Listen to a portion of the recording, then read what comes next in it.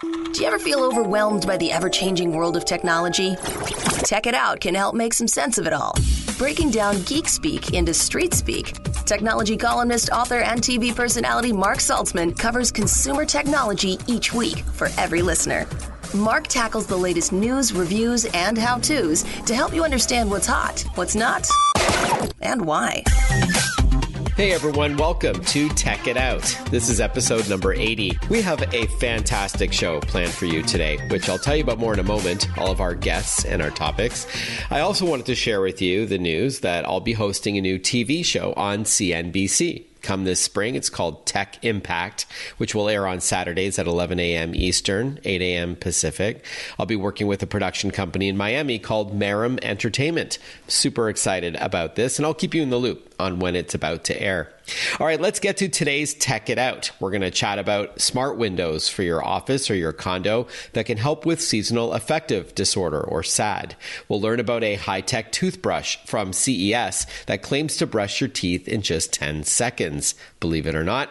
We'll cover Super Bowl Sunday TV tune-up tips to getting the most out of your TV on the big day. We'll chat with Posterjack about buying a sentimental gift for a loved one for Valentine's Day using photos on your smartphone, and a lot more on this week's show. All right, let's kick things off. As many listeners know, SAD, or seasonal affective disorder, is a real thing, especially this time of year. It's a form of depression that's related to the change of the season into winter months, where days are shorter and darker. And for many, it can really sap your energy and make you feel down, according to the Mayo Clinic. Now, technology may be able to help. And to talk about one solution, we're joined on the line by Brandon Tignanoff. He is the VP of Industry Strategy at View.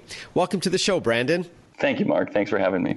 So View is a name in the glass business, and Windows specifically, and you've got something called dynamic glass. So why don't you just tell us, I guess, at a high level, what View, the company, is all about and the kinds of solutions you create? So View is a smart glass company that takes a Silicon Valley approach to what is a traditional home or office window.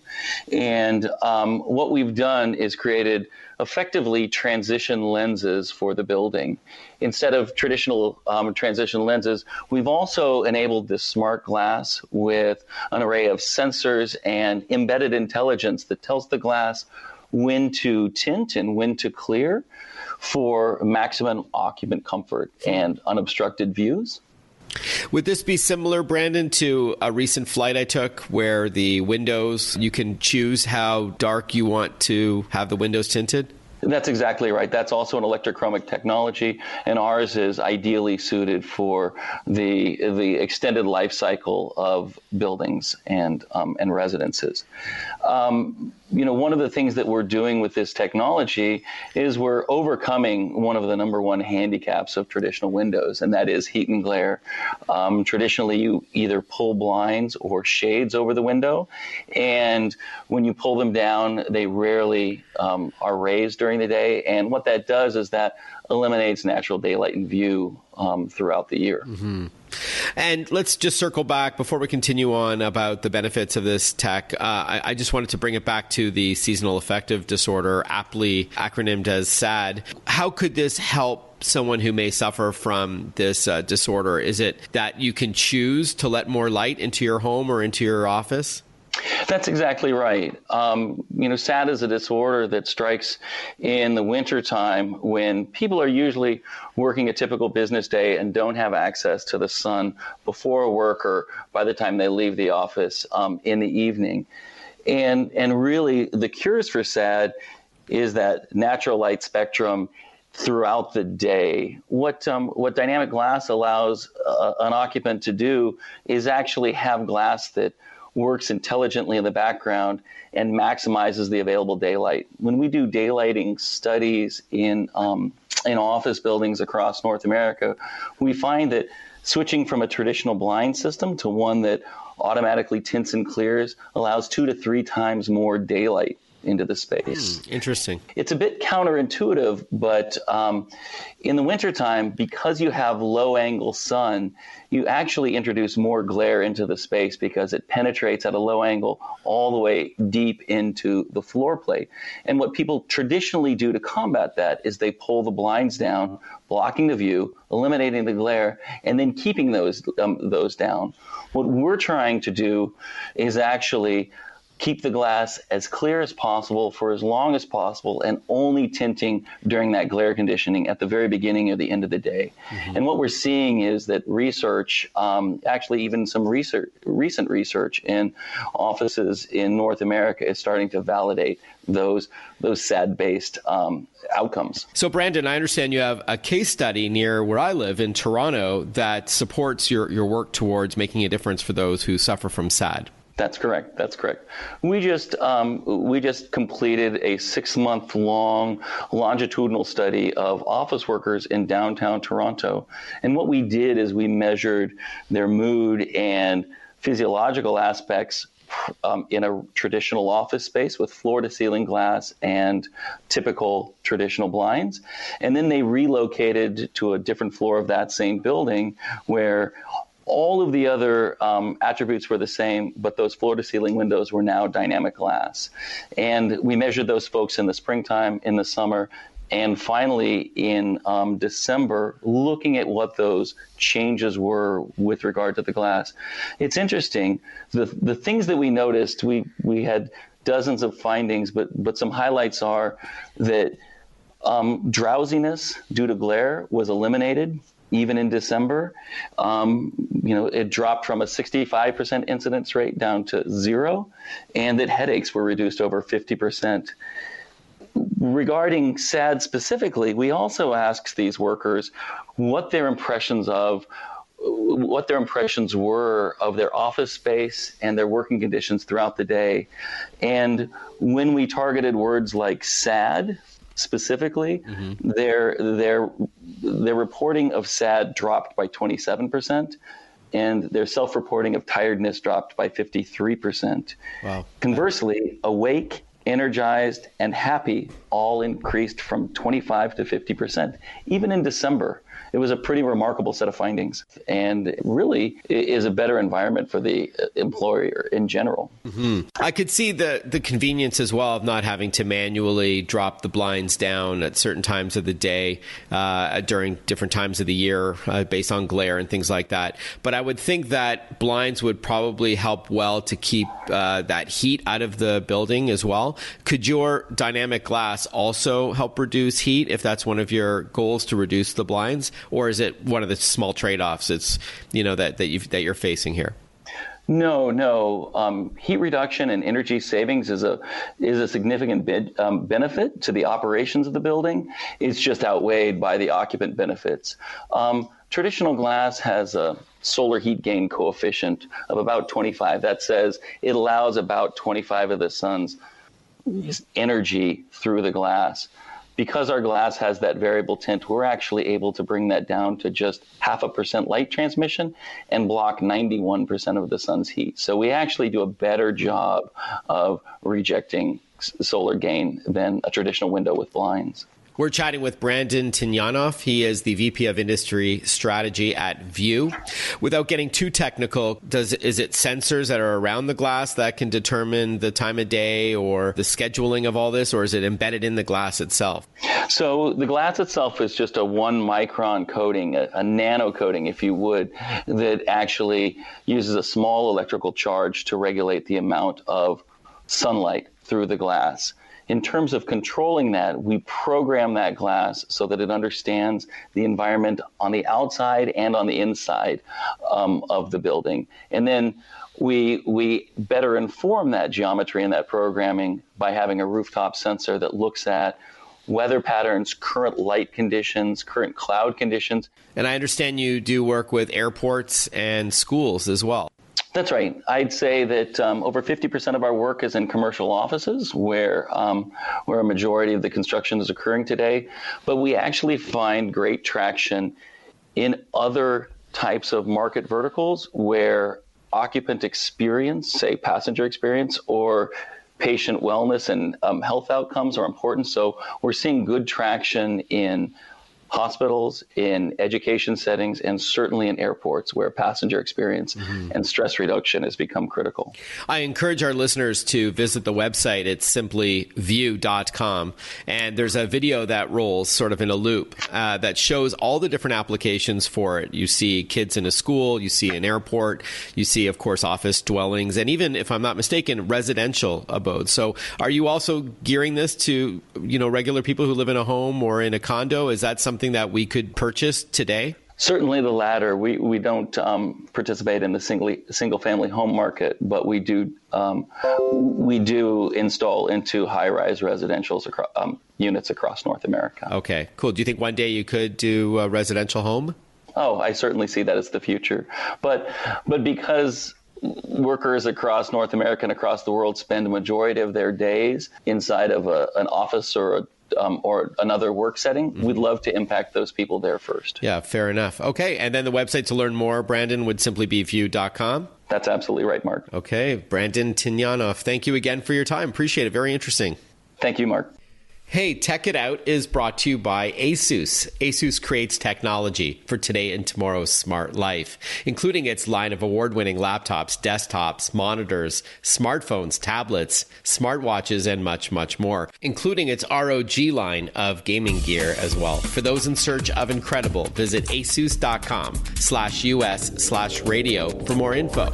That's asus.com/US/radio. We'll be right back with more Tech It Out.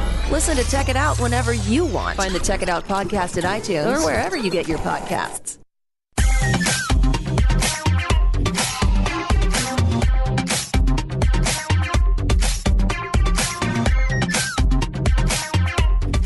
Welcome back to Tech It Out on the Radio America Network. One of the most talked about products at the recent Consumer Electronics Show in Las Vegas, where you get to see the future of technology today, it was called Y-Brush, billed as a faster and smarter electronic toothbrush that can simultaneously clean your teeth in just 10 seconds.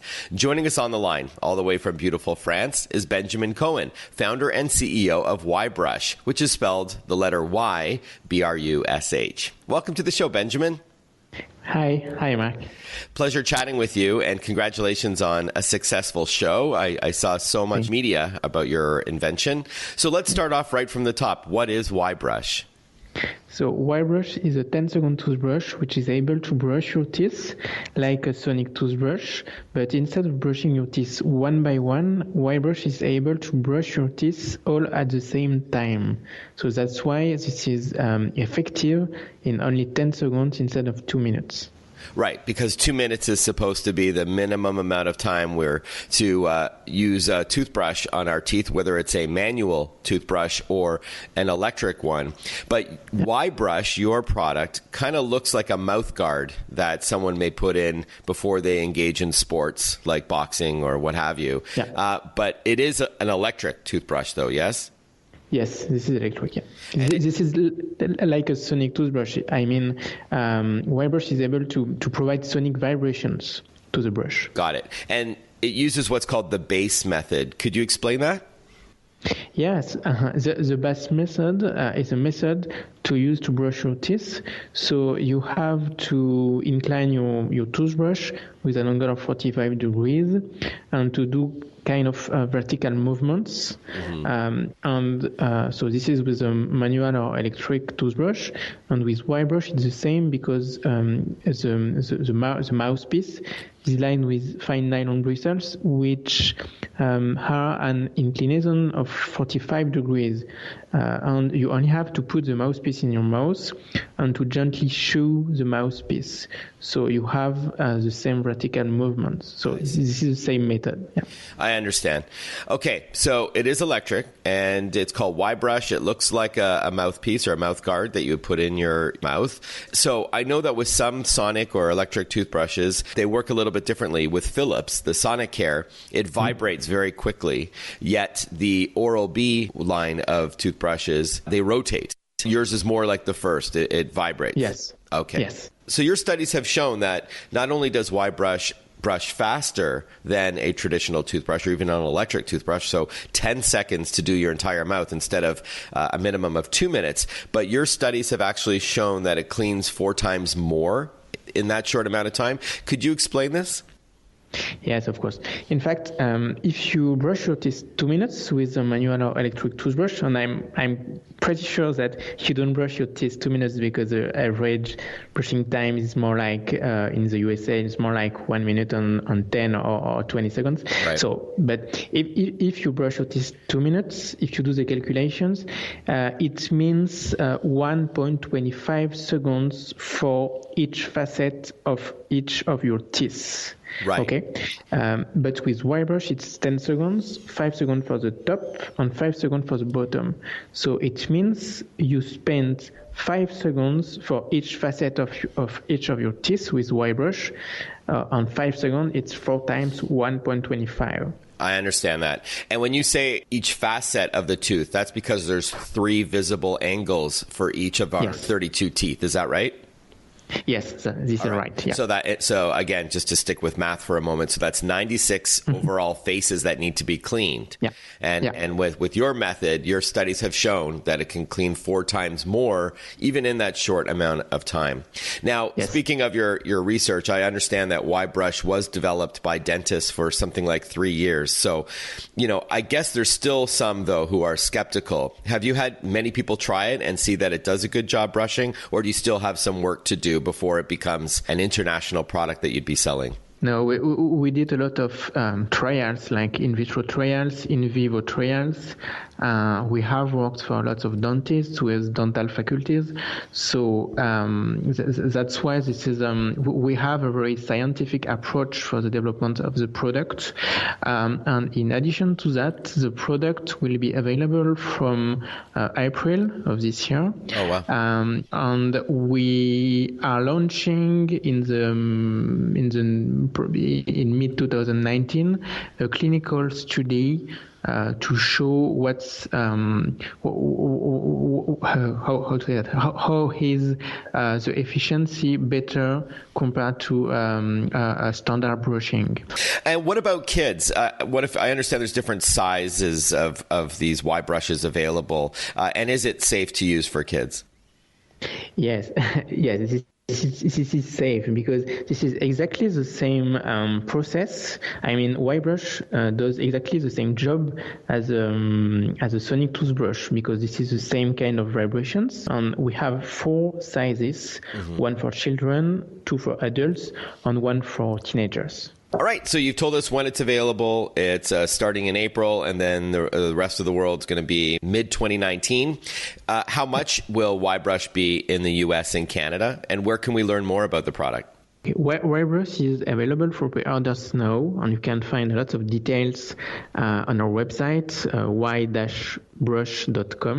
The price is $125 USD. All right. Thank you so much, Benjamin. Benjamin Cohen, founder and CEO of Y-brush. Congratulations on, again, a successful show, and I wish you much luck on this new product. Sounds very exciting. It's spelled, once again, Y, the letter Y, -brush.com. Thanks again, Benjamin. Thank you. Hey, we'll be right back with more Tech It Out when we catch up with Posterjack. Stay with us. We'll be right back.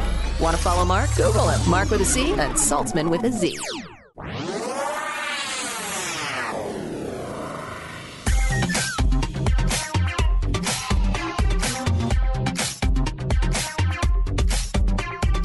Breaking down geek speak into street speak. This is Tech It Out. Tech It Out with technology columnist, author, and TV personality Mark Saltzman. Welcome back to Tech It Out. When it comes to a personalized and sentimental gift, maybe for Valentine's Day, you might not think technology can serve a role here. But our next guest is going to explain otherwise. Leveraging your one-of-a-kind photos on your smartphone, we're now going to learn about Posterjack with its president, Tim Fott. Welcome to the show, Tim. Yeah, great. Thanks to be here, Mark. Now, before we talk about some gift ideas for Valentine's Day, or even just to beat the February blahs with a nice sentimental gift to a loved one, what is Posterjack exactly? Well, Posterjack's an online photo printing company, and we specialize in turning your photos into artwork so you can display them in your home. And we've got a really nice selection of products from your staples, like a framed photo, to more exotic pieces like HD metal prints. And we make all of our prints here in our own print facility, and we focus on making really high-quality photo art that's accessible to the average person, and we make something that you'd feel really proud to hang up in your home. And at the end of the day, we're really just helping customers take those important photos that they're capturing from their lives, more and more so on their smartphones, like you'd mentioned, and keeping them alive so they can be shared with friends and family when they come over to visit. I think that's really what gets our customers excited, is hanging those memories in their house, making them look great, and then bringing other people in to enjoy them. Yeah, and I can speak from experience. I should mention that, I know you've been around for many years because you were nice enough to send me some samples to show on TV shows many, many moons ago. And the reception from the hosts and the anchors, as well as the viewers, very positive. For Valentine's Day, it's often hard to buy a great gift that means something, that has some sentimental value. So I understand that you've got some ideas to take those photos of yourself and maybe your partner or your family, and creating a great gift through Posterjack. So tell us maybe some ideas there. Yeah, it's always a busy time of year for us at Valentine's because there's really nothing better than a gift that it's personal and shows that you care a bit more about the person than just going to pick up a box of chocolates or what have you. So it takes a bit of planning in advance. But more and more so, the gift is just sitting there on your smartphone. And we've got so many different products that it's easy to find the right one for the person in your life. So if you're looking at our website and browse the products, I wouldn't necessarily go with a massive 2-foot by 3-foot frame photo if it's a Valentine's Day gift for someone who's newer in your life. We've got something like that might be a bit more interesting, like a little acrylic block, or it's something that's kind of cute that they could put on their desk or on their mantle. But for more established relationships, definitely really anything's in play.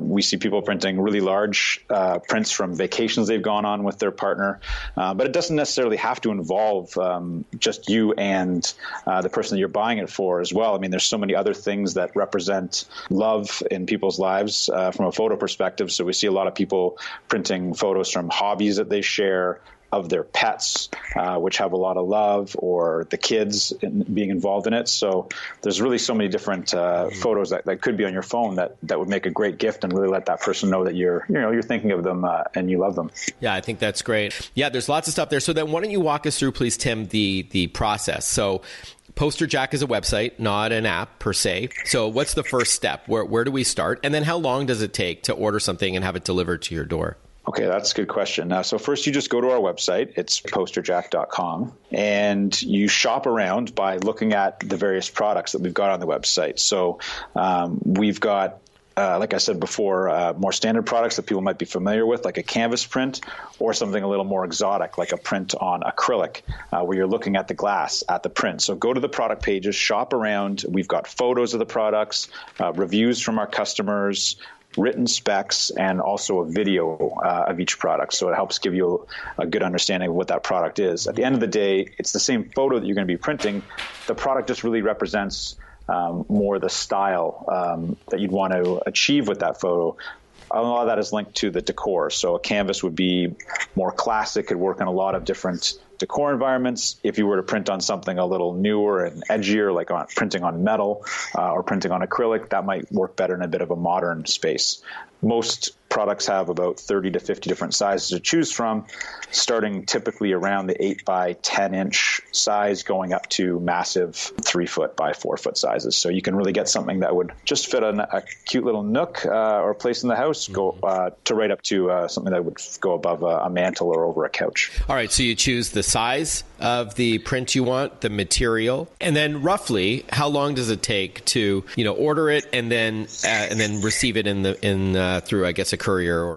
Yeah, we ship everything out with courier, either FedEx or Purelator.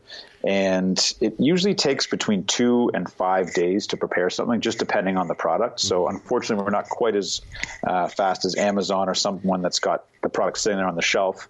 Once it comes in, we have to go through all the steps of printing it and framing it and various things. But we tend to ship out within 2 to 5 days from when the product comes in. We do post some averages on our website and give it a little more leeway than that. But at this time of year, it's definitely time sensitive, and we're getting those orders out as quickly as we can. And how much is shipping usually? Shipping is $10. Okay. For all orders, and if it's over 150, the order size, then the shipping is free.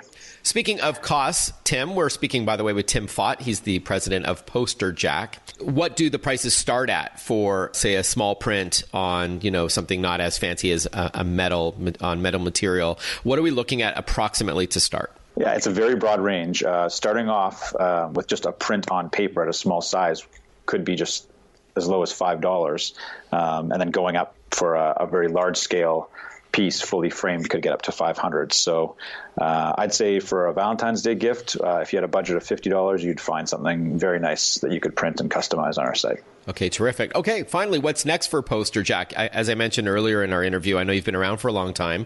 What do the next few years hold for you? Well, we just redid our entire website from the ground up last October. So 2019, we're going to be doing some refinements to that. We've got a few new products in the pipeline that we're planning to launch before the summer. And other than that, we're just going to continue making great products and trying to reach more people. All right, terrific. Tim, congratulations on your successes to date. And I wish you much luck and success going forward with Posterjack. Again, the website is posterjack.com, and I encourage our listeners to check it out. Thank you so much again, Tim. Thanks, Mark. When we return on Tech It Out in a couple of moments from now, we're going to chat about buying a new TV or tuning up your existing TV, all for Super Bowl Sunday. We'll chat with a company called Akamai, and we're going to hear from an expert there on what to do. And even if you're not tech savvy, we've got some good tips for you. But first, a thank you to ASUS, the title sponsor on Tech It Out, creating technology for today and tomorrow's smart life. Visit asus.com/US/radio for more info. We'll be back shortly with more Tech It Out. Stay with us. Breaking down geek speak into street speak. Tech It Out, hosted by Mark Saltzman.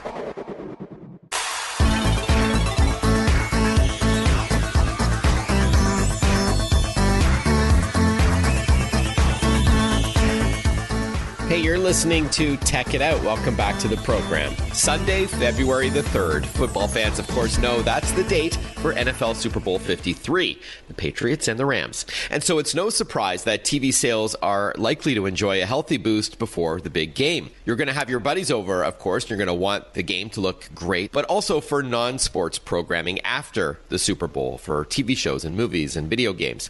So whether you're looking to buy a new TV or want to know how to tweak your existing television to look its best, let's touch base with TV expert Peter Chave. He's the principal architect at Akamai. So let's talk about how people can best watch the game. Welcome to the show, Peter. Hi, thank you for having me, Mark. Pleasure. Now, before we talk TV buying tips or tune-up tips, please tell us a bit about Akamai. It's spelled Akamai. That's right. So Akamai is kind of a company that not a lot of people have heard of, but you actually rely on us to do an awful lot of things. We are the world's leading CDN, or content delivery network, and media organizations and entertainment organizations rely on us to get fast, reliable content in broadcast-like quality online to any device anywhere. What does a CDN do? Let's take the podcast for this show, Mark. If every listener who wanted to listen to it came back to your server, thousands of connections back to your server would soon overwhelm you and people wouldn't be able to enjoy your show. What the content delivery network does is we basically come back and get one copy from you. We then replicate it out through a network of servers so that every time a consumer wants to listen to it, or somebody wants to listen to your show, they come to our server, not to your server, and therefore we've offloaded you. And that means that millions of people can come and listen to this show without having to blow your server up. So that's an interesting analogy, but would that be the same for like the Super Bowl when you're watching TV? Is it the same kind of bandwidth challenges?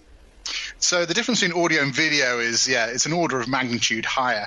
So, while an audio podcast may be going out at, say, 200 kilobits a second, standard HD stream would be going at 5 megabits. So that's, 20 times the size.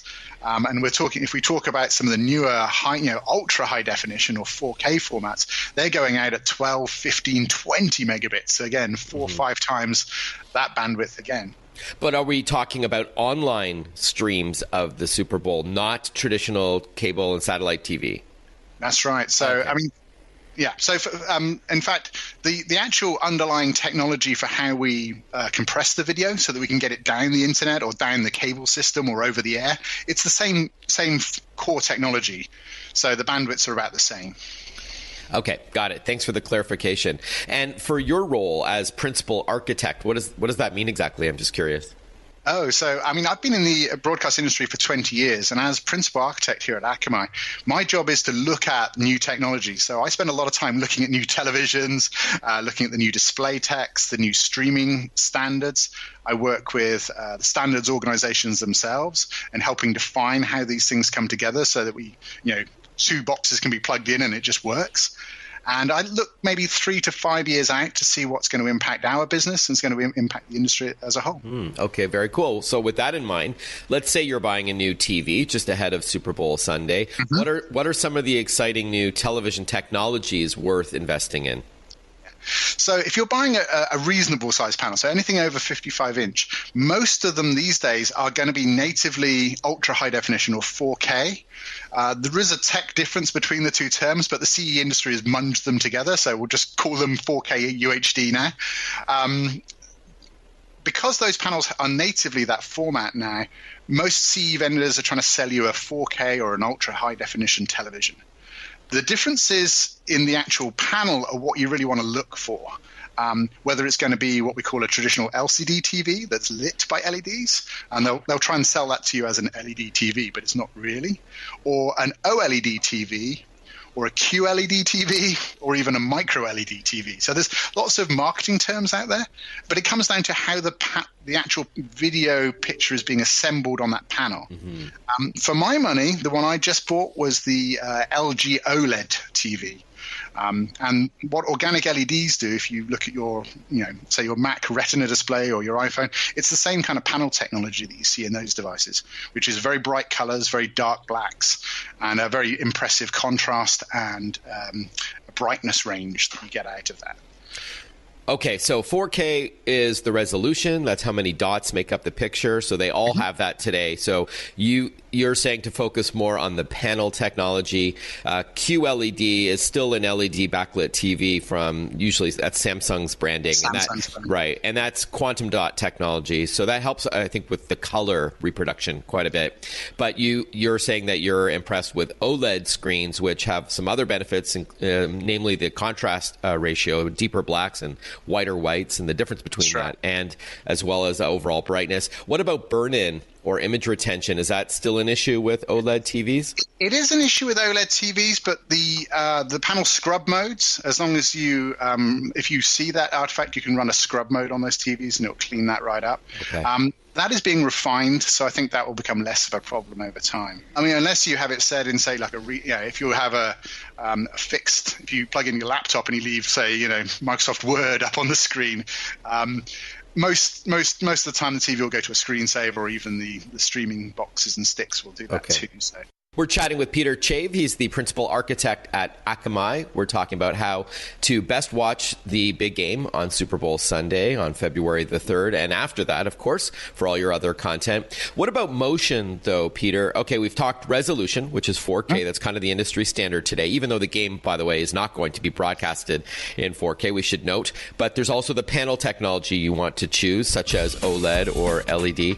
But what about motion? Does OLED TVs from the likes of LG and Sony have smooth motion? Actually, I'll have you answer that when we return. We'll continue chatting with Akamai in a moment. Stay with us. Follow Mark Saltzman on Facebook, on Twitter, on Instagram. Listen to Check It Out whenever you want.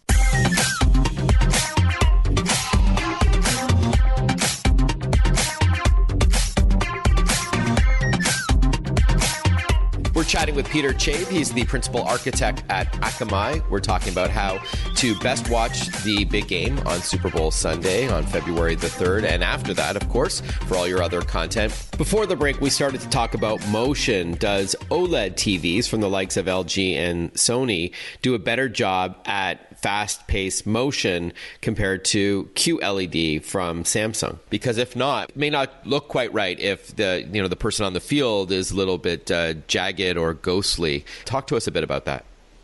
Yeah, so what it comes down to is the refresh rate of the panel, which is how fast it can refresh the picture, and whether there's any ghosting or kind of the lag in pixels changing from one color to another. So a lot of the TV manufacturers will advertise, these marketing names like Motion Flow or Cinema Mode. They have these nice, neat marketing monkey ears that they put on the boxes. A lot of those modes, there's a great site on Consumer Reports where you can go and look at optimized settings for TVs. They tell you to turn off a lot of those fancy tech features, because what will happen is you can have two TVs, one with all of the dynamic noise reduction modes turned on, and one that has none of those turned on, and the game will look nicer on the one with none of those modes, because the TV's not trying to interpret the content and make it look better for you. Mm-hmm. They tend to make it look more like a soap opera in certain instances, so it kind of smooths things out. I've written articles on how to get rid of the soap opera effect. A lot of people don't know quite what they're looking at and why it doesn't look so good, but once I explain it, they're like, oh yeah, now I understand what that is and how to turn it off. and something like in professional football, of course, there's lots of detail on the field that you don't want to lose. There's the ball becomes in a long shot, the ball becomes an artifact. Oh, look at that rogue pixel. Let's get rid of that. We don't need that. What's that important for the viewer? All right, let's now pivot and talk about optimizing your existing television. Let's say you don't have the budget or interest to buy a new TV over the next coming weeks or months. What can you do to enhance the picture of your existing television? So if you're watching the game, most likely you're going to be able to get that signal in HD.